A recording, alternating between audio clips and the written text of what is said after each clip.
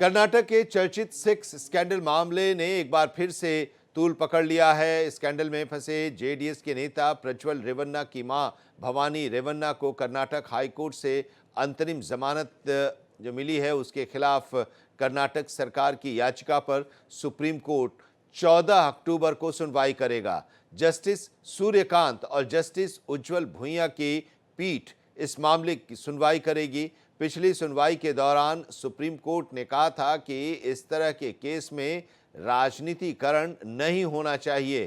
Court ने वरिष्ठ वकील कपिल सिब्बल से कहा था कि आरोपी एक महिला है जिसकी उम्र 55 साल है और उसके बेटे के खिलाफ गंभीर आरोप लगाए गए हैं। हमारे संवाददाता गोपाल कृष्ण की ये रिपोर्ट देखिए।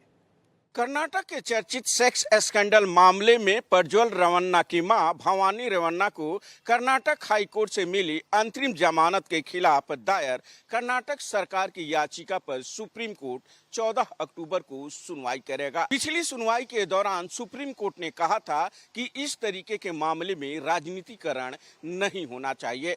वहीं मामले की सुनवाई के दौरान याचिकाकर्ता की ओर से पेश वरिष्ठ वकील कपिल सिब्बल ने कहा था कि आरोपी के ऊपर काफी गंभीर आरोप है। वह आरोप लगने के बाद भाग गया, लेकिन आखिरकार उससे गिरफ्तार कर लिया गया है। वहीं उन्होंने यह भी कहा था कि जिस तरीके से कर्नाटक हाई कोर्ट ने जमानत दी है, यह सही नहीं है।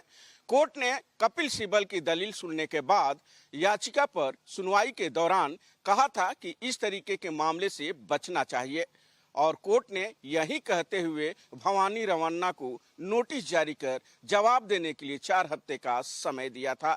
आपको बता दें कि कर्नाटक में इस सेक्स स्कैंडल को लेकर सिर्फ कर्नाटक ही नहीं बल्कि पूरे देश में चर्चा के विषय बना हुआ था और कहा जा रहा था कि इस तरीके के हजारों वीडियो आए हुए थे जो आरोप प्रज्वल रेवन्ना पर लग रहे थे। अब देखना होगा जब सुप्रीम कोर्ट कर्नाटक सरकार की ओर से दायर इस याचिका पर सुनवाई करेगा तो सुनवाई के बाद क्या कुछ आदेश देता है। भारत एक्सप्रेस के लिए कैमरा पर्सन शरद बारिक के साथ गोपाल कृष्ण।